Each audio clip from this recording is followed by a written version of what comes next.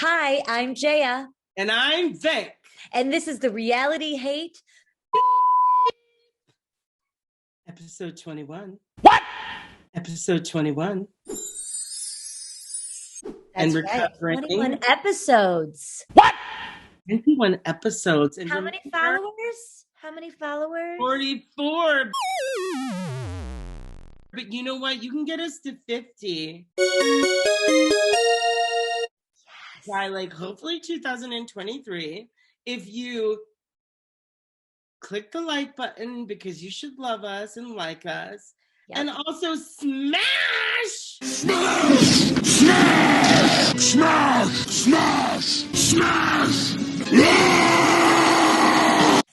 it. That subscribe button. Yeah. Smash it. For us, for we are smashing. We want 50 before 2023 and we're at 44. So I think we can do it, Jaya. I think so. So first I need to address this. It's amazing. I mean it's amazing. I love it. I'm living for it. And you're also, we should be shouting out things we're wearing, so hopefully sponsors come. You're wearing an Indian designer by the name of?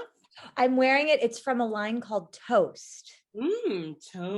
Yes. It's very lovely. And you had a family photo day. I did. I had family photo day. We dressed up. I wore red lipstick. I love the nail polish. Oh, thank you. That wasn't for this. It's just been on, but thanks. It matches the shirt. You are fashionable. Oh, thank you. So let's get into it, shall we? Yeah, let's do it. Let's get into New York. Recap.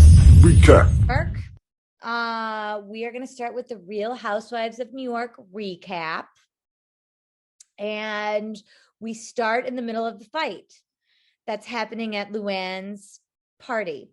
So Ebony gets up and leaves, and Luann keeps going on about how angry she is and how rude and disrespectful Ebony was. And of course, Ramona agrees with her.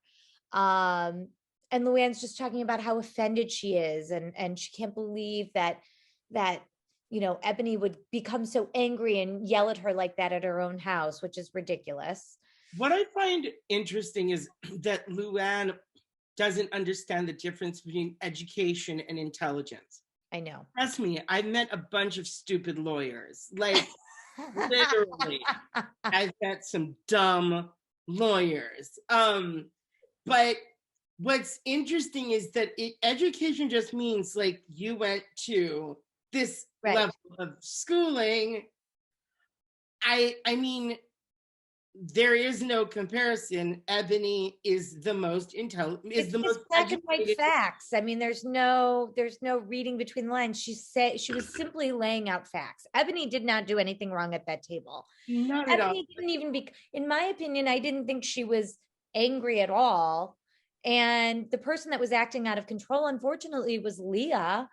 And nobody called her out. And Ebony makes that point. To your point, I thought it was really telling when she kept on calling her angry. Yes. Whoa, micro. I lost all respect for Luann. She does redeem herself in the episode. However, getting there, it was very hard to watch. It was hard to watch her and watch Ramona, but of course we're not surprised by Ramona, but no. Luann,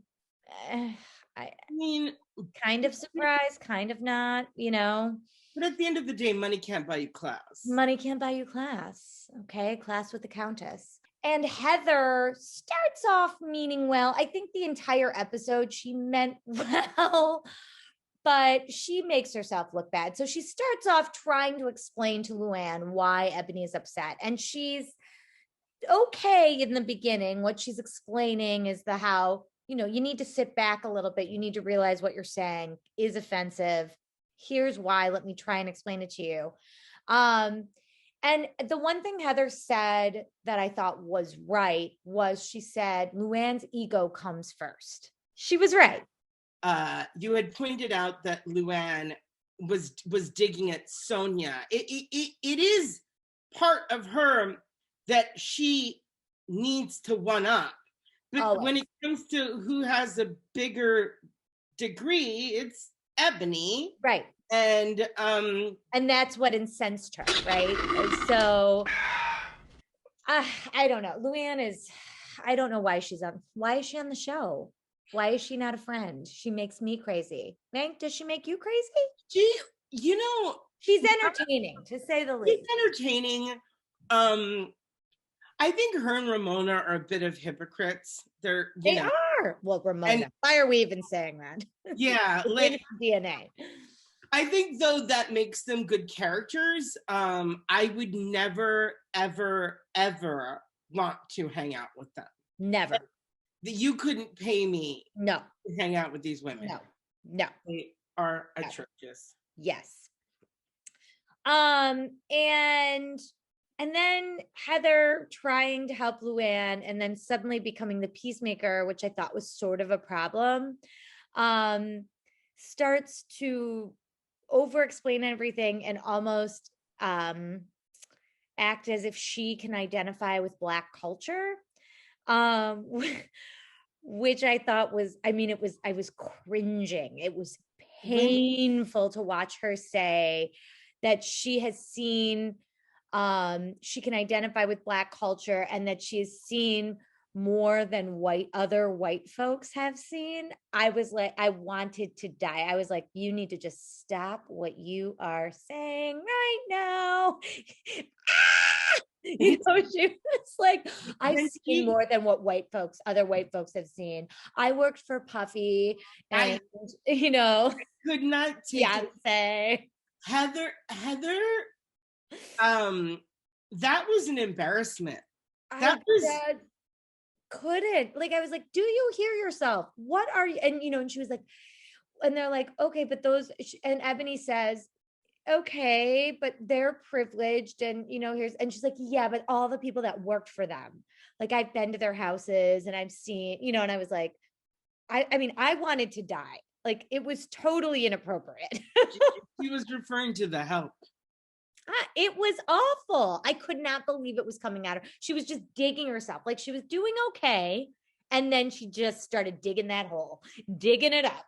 Like, I think it was a good idea for Heather to exit.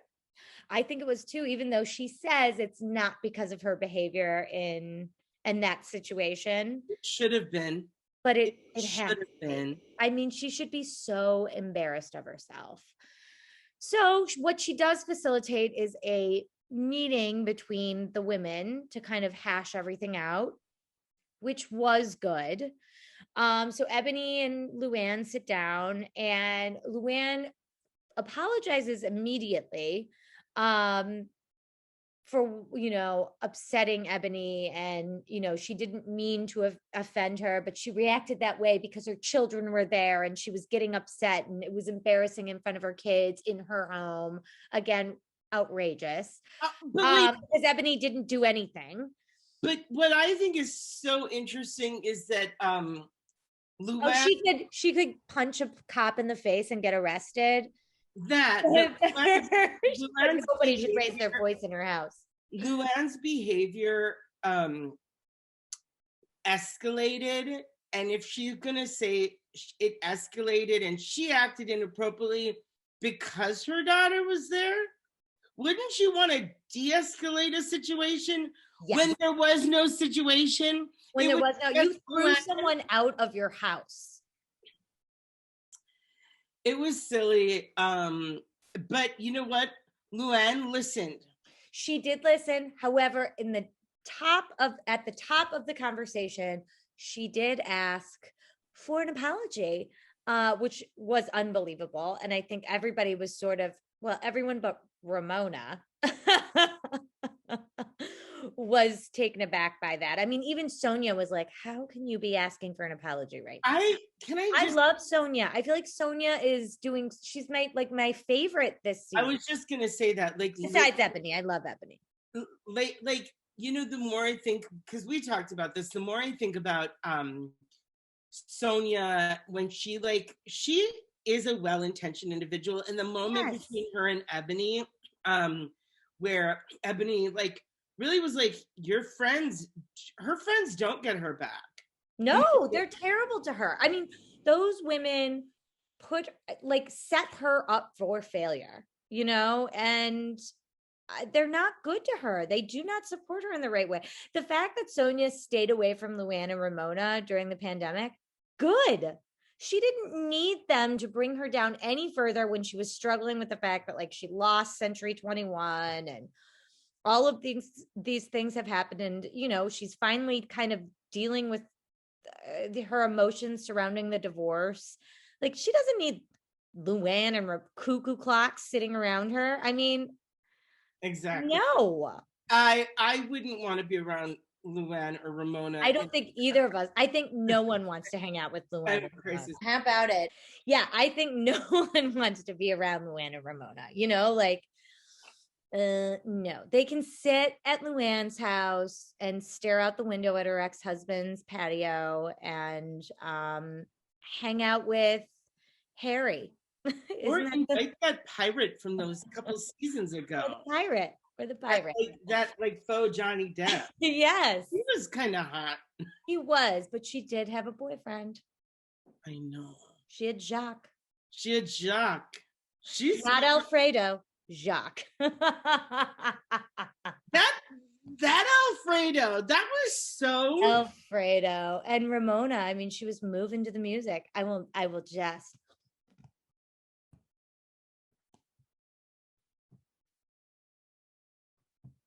She felt she was moving.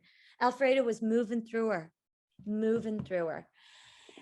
So anyway, we go on and Ebony explains herself, as to explains to Luann why she won't give an apology back. And she has a very good reason for it. She shouldn't have to. She didn't do anything wrong. She got up and left because Luann asked her to, because she stood up for her friend Leah, and for herself. Luann accepts that, asks for more patience with her and, understanding, what the actual fuck, but at least she listened. What do you need to understand? I don't Luann clearly doesn't, Luann does not have as many Black friends as Heather. Heather is she tries too hard. It's insane. But I loved when she told Ebony, you were very articulate in explaining yourself. I mean, that put me over the edge. And she left the room and Ebony took it. Ebony handles herself perfectly around these women. And she was like, that was a microaggression, but that's okay. I'm fine with it. I mean, to say somebody's articulate, that's she's been a news anchor. And what did you expect? I don't think people understand their little tiny microaggressions. Not at all. And they should all take a class. Yeah, I mean, those women really need it. Really, really need it. We do find out that Ebony decides to call a matchmaker for Sonia, which I think is nice, and I hope something comes of it. Because she believes in Sonia, which, is great. And then they start planning for a Halloween party, which Luann is throwing, and it's a beauty pageant because she was a beauty queen and Ebony was a beauty queen. And so they're going to have this party and everybody has to do a trick of some sort.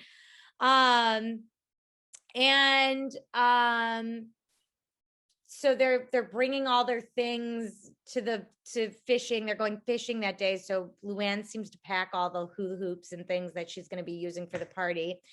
And then they go fishing. And the only one having fun is Sonia with the fishermen. I like Sonia too. Everybody else was Ebony tried, but everybody else, nobody else wanted to participate. And then they have lunch and Leah does find out that her grandmother's dying. Yeah. Is the same lunch where Leah said she... Right. So we have the grandmother dying, and then they sit at the table and discuss politics, and it seems like everyone, probably not Ramona, it seems like most of the table is supporting Biden. However, Leah exclaims that she's not sure if she's going to vote or not, and that she doesn't believe in anyone at this point. Can I interject with, that is a level of white privilege that is ridiculous. Like, Leah is like, for as woke as she wants to seem, when you say something like, I don't know if I am gonna vote, or like, and Heather, well, you could see Ebony's face. Like, Ebony was sitting there just like, seriously? Like, how could you not? You're one of the young ones. You're not crazy Ramona. You're not, like. And then Leah got hyper defensive just because Heather looked at her. Mm-hmm. And it was like, I mean, I was on Heather's side. I mean, Heather did say, like, I got Heather's point. And yes, Heather talks too much. And yes, she over explains. And yes, she tries to be this, holier than thou, but she had a good point. Also, you could see Heather's tracks in her hair, and it was horrible. I was like, oh my God, somebody help her. Heather's been making the rounds like on different podcasts, and I'm just like, girl, I don't need 36 minutes of you explaining why you're no longer on the show. No, I mean, she's annoying. But Leah did not need to attack her. She asked questions, and Leah really lost me in this episode. I mean, if this is how it's going to be, I'm not team Leah McSweeney. We had this conversation last week where I know. Is Leah going to turn into somebody we might not like? And I think, yeah, right now she's on my SHIT list. So too. On the winners list, it's definitely Sonia and Ebony. Yep. Favorites. And Sonia and Ebony. And then Heather. Well, she's no longer on the show. It doesn't matter. It doesn't even matter. Yeah. So then, Leah loses her shit on Heather, and she keeps calling her a Karen. So then they get ready for the Halloween party. They get in the limo. They're fighting. They're calling each other bitches. Shut up. Leah storms off and won't be in the same car as Heather. I mean, it's crazy. Like, I understand Leah's grandmother's sick, but she looks crazy. And that's kind of how it's left. I mean, she calls Heather a loser and a psycho. I mean, she just goes nuts. Can I tell you, I thought it was so funny to see her call Heather a Karen, and they were both kind of behaving like... They were both Karens. Leah, honey, by the way, it is white privilege to say you don't feel like you want to vote or is disenchanted with blah, blah, blah, blah, blah. That right there is a Karen. Have you heard of gay rights? Have you heard of Black Lives Matter? Don't say stuff like that. Anyway, I'm not here to educate Leah McSweeney. I like her clothes. I hope sometimes I hope she can win us back. Not be such a negative Nancy. I mean, I feel like she's gonna lose it every time she comes on the screen. So can we change that? I hope it gets better. If she needs to take a break because she's mourning a loss coming up, I kind of have wondered. I mean, she kind of explains why she isn't going to her grandmother, that she has a big family. She wouldn't even be able to get in the room and see her anyway, that she's not well. She can't even sit with her. But I sort of felt like you're acting insane right now. You're all over the place. Nobody knows who they're going to get. It's like Dr. Jekyll and Mr. Hyde. And so at that point, I didn't understand why she didn't leave to just go to be by her grandmother's side, because she was adding nothing but chaos. She was pulling some Kelly Ben Simone type behavior. I mean, it was cuckoo. So hopefully this week is better. I thought I was at Scary Island. Before we move on to Beverly Hills, so the tea on the Real Housewives of New Jersey is that they're adding a Black character. Yes. And I was on TikTok, and there was a Black TikToker talking about it, talking about, how they're, making these shows diverse. And she brought up a really interesting point. Like, you're throwing these people of color in situations where they're going to have microaggressions. Yes. It kind of, I mean, I know Ebony can handle herself. I know, but I think I'm worried about the New Jersey. I do too. I worry about I feel like that could just blow up in their face. It might. Listen, it's just I know. We'll see. Let's wait and see what happens. I feel like it's a bad idea. Like, they just need to recast when it comes to New Jersey, but if they added more diversity and got rid of they need to cut out the riffraff. There's a lot of riffraff though. I mean, I'm tired. I mean, if they don't just recast, I mean, I like Dolores, I like Blondie, but they need to recast a lot of it. Jennifer. Go. Old heave ho. I am excited to see diversity, but I feel like what we're seeing now on Beverly Hills in New York might seem like a lot for us, because we're not idiots, but I worry that I'm worried that the newest cast member is going to deal with maybe far worse. And maybe they will recast. I mean, they do need to.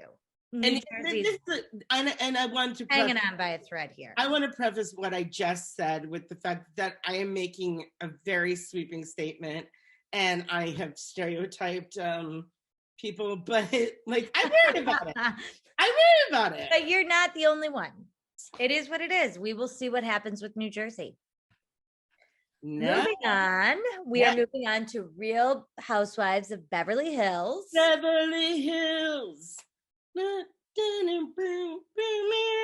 Where the Sutton drama continues. Sutton. Everyone at the top of it is trying to figure out why she is being so sensitive, why she's blowing up all the time. She gives us an answer. I don't really think that's the reason. So Sutton, Lisa Rinna and Kyle go into Sutton's room, and Sutton's sitting there near tears, rolling her face with some sort of face roller. You know what that is? It was the most peculiar thing. What was it? I don't know. She said it helps me calm down. It keeps me from crying. I thought the Botox kept her from crying. And you know what? Only 47.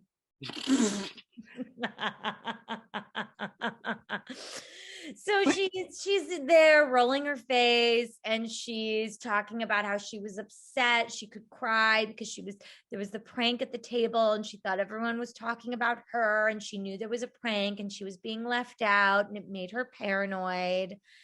I mean, I could see that, you know what I mean? I could see being sensitive and already feeling on the defense because you had that interaction with Crystal, and maybe thinking I'm being left out of something, but she overreacted. Though she kept on, and then she said, didn't she say something to the effect of I haven't been in a situation where people were pranking. She said something real, She did, but she also said that she keeps a list of names that she's been called, which killed me so much. And then Lisa Rinna's like, maybe I should keep a list of the names that I've been called. And then she goes on to like name everything that she's been called. That She's called a lot of names.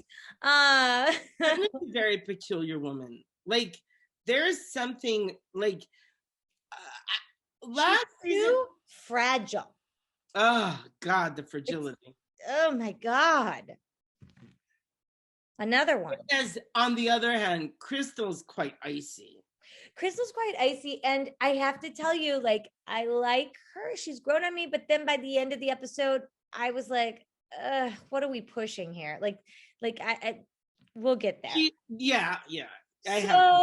Then Crystal and Garcelle go out for coffee. They rehash the Sutton issue. Sutton really does need to apologize for like the way she acted towards Crystal at the end of the night, but she won't. She doesn't think she did anything wrong. She did.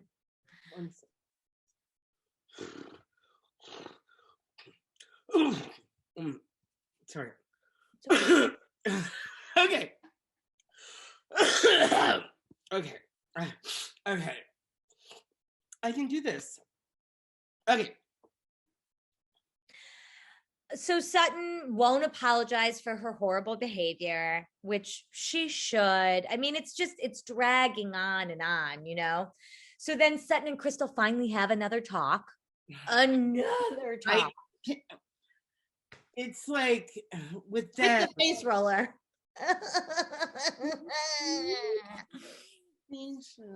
To control her emotions. And Sutton comes in being extremely defensive and wants an apology. And because she felt that Crystal was mocking her and making fun of her. That's not the case. What is it with Countess and Sutton? Like, what is with the it's class, I tell you, it's class. Something about it feels a little ignorant.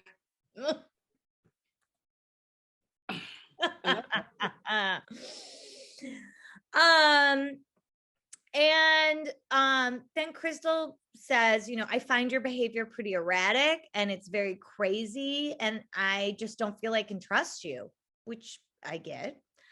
And all of a sudden Sutton's like has her aha moment and says that the reason she's been so crazy is because she moved out of the house that she's lived in, you know, her dream home, her Barbie house, her Barbie dream house, as she calls it. And she's been really upset about it and really stressed. And so that's made her crazy. You know, bullshit. And Crystal calls bullshit. But it's like, okay, I guess it's your house. Crystal called her out and it was very accurate. Like, really? Is that gonna drive you over the edge? You've moved into another home. Like, no. Yeah, exactly. I think Crystal was on that boat ride with these women, is like being cornered by Sutton and is like, sure. Baby steps. We'll take baby steps. It's fine. Sorry you're so stressed. Get me the hell out of here. Like,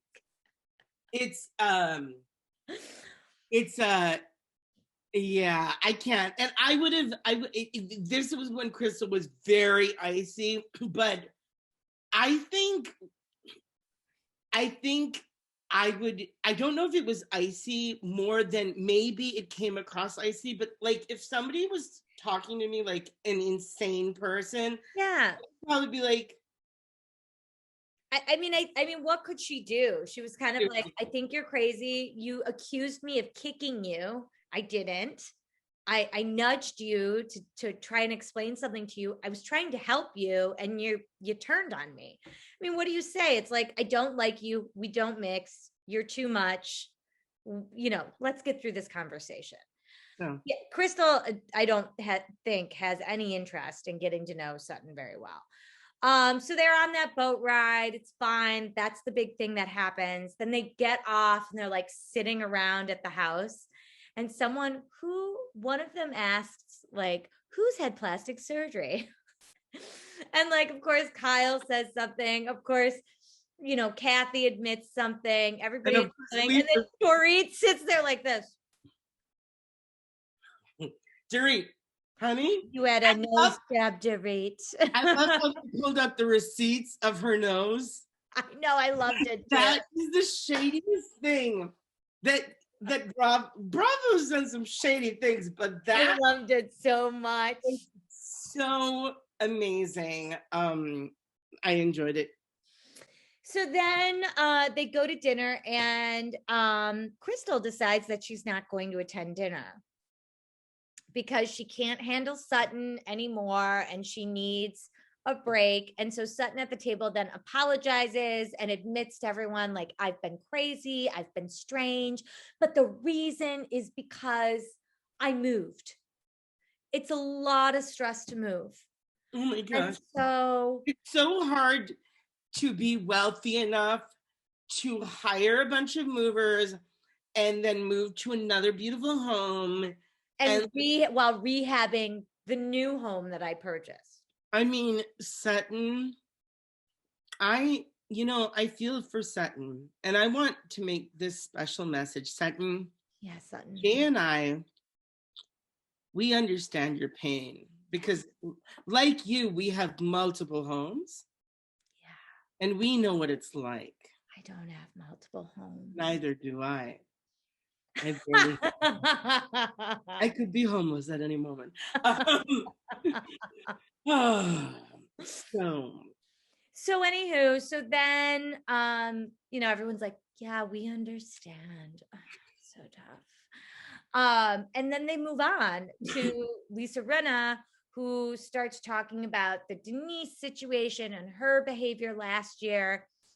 And she compares her situation with Denise to an experience that her husband had with his best friend, who he met for a drink. And then the best friend Harry Hamlin went home. The best friend went on to rape a woman and went to jail. And the other best friends that were friends with him went to go visit him in jail. And Harry said he couldn't because he couldn't blindly support his friend.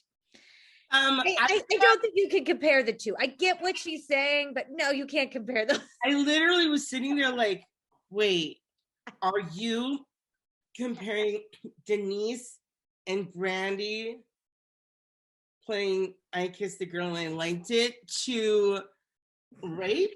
Because what is it? What do you call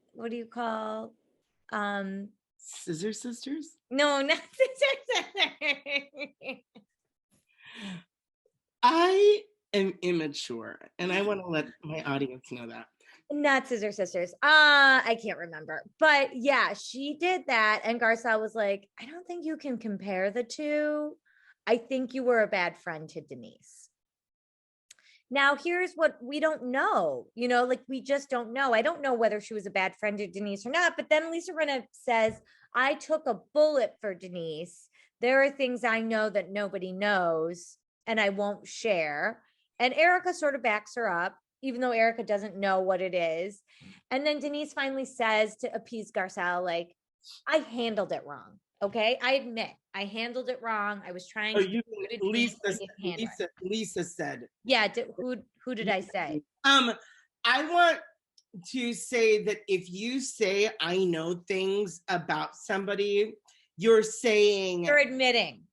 admitting that there is something. You're shit talking. Which Lisa Rinna is the cleanup. Hey, if they're no longer friends, I have a rule.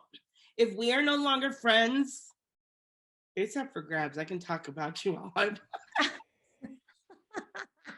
Maybe that's Lisa Rinna's rule. But she really talks, that girl. She really talks. Those lips keep going. So Garcelle really goes in for the attack and basically gets what she wants out of Rinna, which is fine, right? Fine.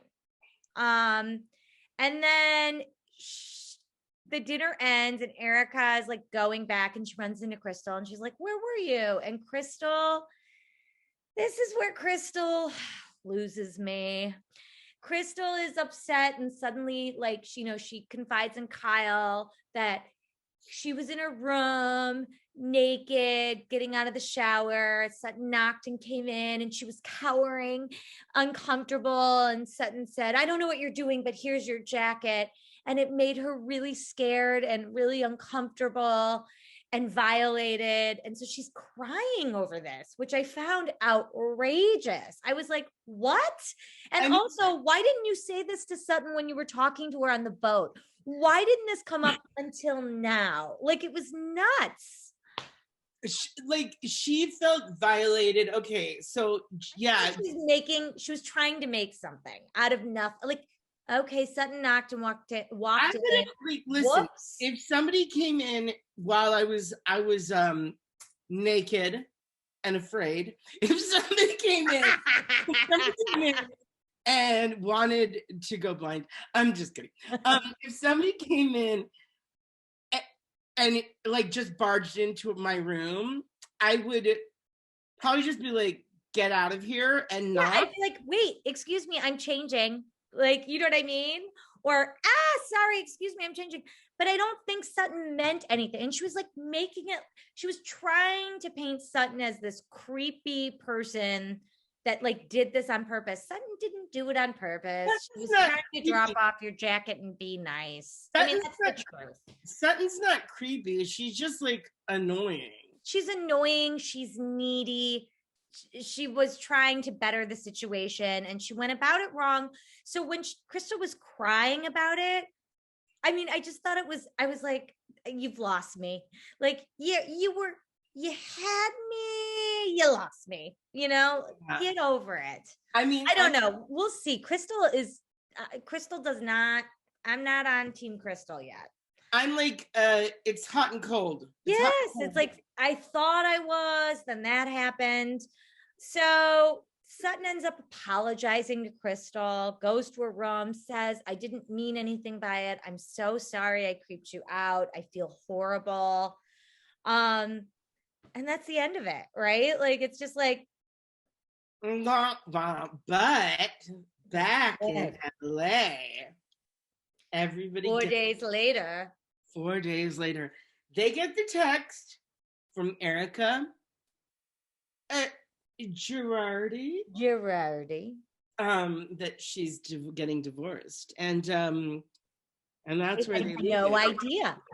And it had to be in the works while they were in Tahoe. I mean, like, she was making some comments that were leading. She was making comments that were a little about, he's married to his job. He's in the office. He's working. This is what he's committed his life to. The law. I gotta be honest. I don't think Erika is a good person. Like, no. She's a bad person. I think she hides. She's got a lot of skeletons in the closet, and she hides them. I hope she wasn't aware of what was going on, but maybe she was. I mean, there was apparent, all the stuff that is coming out is insane. Yeah, I don't know if she's, I mean, the crime itself is just, it's like that movie, you have to see this movie on Netflix, I Care a Lot with Rosamund Pike. Okay. And yes, I started it. I didn't. She makes money by putting people in homes. Right. Against their will, but she picks the wrong person. But it's like, that level of evil, like you stole money off of people's loss. There's no, I gotta be honest. She has a fabulous closet, and it's due to it's other people's money. Like, I'm sorry, money down. Erika knew. I think so. Well, I mean, and then the fact that he had a mistress and he had all these things that Erika knew about. So, yeah. What was I going to say? It's so funny.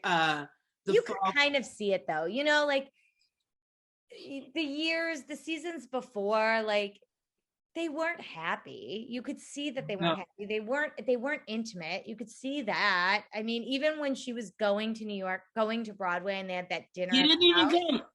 He didn't even come. And like the way when he was like so happy for her and she was signing her contracts, it was like a friendship. It wasn't love. You know what I wonder? I wonder what Aaron Brockovich thinks. I do too. Wonder if I hope we hear from Aaron. Do you Brockovich. think they talk still? I don't know. I hope we hear from her. I really do. Maybe she should join the Real Housewives. Aaron Brockovich, do you want to be on the Reality Hate Fuck? Brockovich, Come. Just your opinions. Or Julia Roberts, the guy. Or Julia Roberts. Also, both of you can like and subscribe. You just made me cough up. So you've got taglines. We have one tagline today. And it is from my sister, White House correspondent for USA Today, Courtney Subramanian. But can we just say, so Courtney has traveled on Air Force One. Yes. With the former 45, that who shall not be named. Yes. And she was just in Guatemala and Mexico with Kamala Harris. Kamala Harris. Yeah. Yeah, she was. Yes. Half Indians unite. That's right. So sorry, I had to like do a little plug for your sister. Yes. Thank you, Courtney Subramanian, for your tagline. Yes. I may be in the press pool, but I'll also throw your husband in one.